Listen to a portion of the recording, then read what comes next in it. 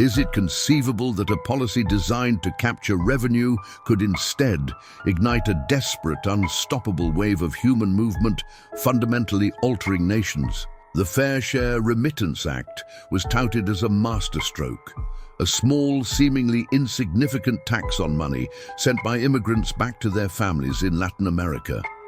Proponents argued it would bolster the national treasury and encourage assimilation.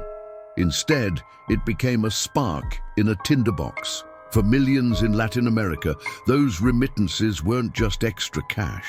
They were lifelines, food, medicine, school fees.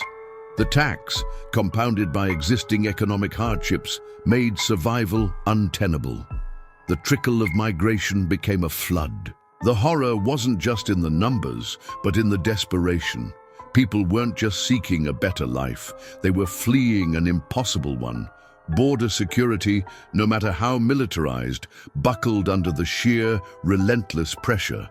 The world watched as entire communities uprooted themselves, driven by a policy enacted thousands of miles away. The nations that imposed the tax found themselves overwhelmed, their social services strained, their political landscapes fractured by the debate.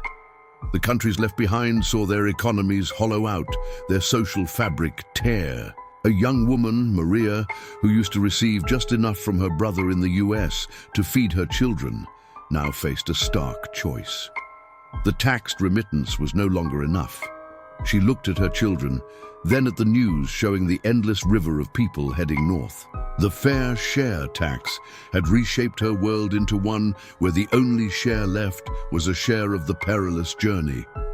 What happens when a policy doesn't just fail, but creates the very crisis it was meant to avert on a scale no one predicted?